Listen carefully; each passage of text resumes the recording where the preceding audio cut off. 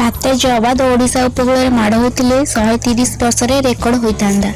बात्या ओडिशा मुहां एवं समस्त को डर। भारत पाणीपाग विभाग केन्द्र एवं पूर्वानुमान में परिवर्तन आनी कही जवाद ओडिशा पाखरे पहुंचा पूर्व दुर्बल हो गभीर अपवाद रूप से उपकूल अतिक्रमण कर अर्थात चलित थर भी डिसेम्बर में बंगोपसागर सृष्टि बात्या ओडिशा उपकूल स्पर्श कर नहीं।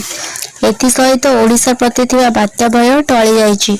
तेबे जावाद प्रभाव में आज समग्र उपकूल ओडिशा समेत आभ्यंतर पाग कोहला रही बेले दिन सारा हालुकार मध्यम धरणर वर्षा लगी रही। शुक्रवार शनिवार संध्या मध्य पारादीप ठारे राज्य में सर्वाधिक वर्षा 91.1 मिमी रेकर्ड हुई। आईएमडी पक्षर कहुई पश्चिम केन्द्र बंगोपसागर उपर समुद्रिक जल जवाद एवं उत्तर पश्चिम आड़ को घंटा प्रति 3 किलोमीटर दिगरे गति कर धीरे धीरे उत्तर आड़ को गति कर मध्यरात्रि सुधा दुर्बल हो गभीर अपवादर रूप ने उत्तर उत्तर पूर्व दिगरे गति कर ओडिशा उपकूल तथा पूरी पाखापाखि 5 तारिख रविवार मध्याह्न सुधा पहुंचीज।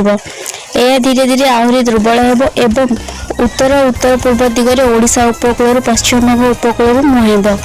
यह प्रभाव में आज मयूरभंज बालेश्वर भद्रक केन्द्रापड़ा जगतसिंहपुर गोटे 2टी स्थान में प्रबल वर्षा हो पारे। से केउंझर अनुगुल ढेंकानाल कटक जाजपुर खोर्धा और पुरी किछि स्थान में मध्यम धरणर वर्षा हे। तेबे पवन प्रभाव विशेष रही। विशेषज्ञ सूर्यनाथ पशुपाल कहते जवाद ओडिशा उपकूल प्राय 50 किलोमीटर दूर से उपकूल समांतर रेल दुर्बल हो गति कर पुरी ठार प्राय 70 किलोमीटर दूर से समुद्र संध्या 5टा बेले अववादर रूप में पहुंचब एवं केन्द्रापड़ार दूर बेले दुर्बल हो पश्चिमबंग बांग्लादेश में पहुंचला बेलू यह लघुचाप परिणत होगा समुद्र लीन हो सारी। भुवनेश्वर पुरी पारादीप केन्द्रापड़ा बासुदेवपुर 6 तारिख पर्यंत वर्षा लगी रही। ओडिशा में 5 तारिख पर्यंत कोहला पाग लगी रही। भुवनेश्वर समेत उत्तर उपकूल और संलग्न जिले में 6 तारिख पर्यंत कोहला पाग लगी रही। 11-12 तारिख सर्वनिम्न तापमात्रा प्राय 4 डिग्री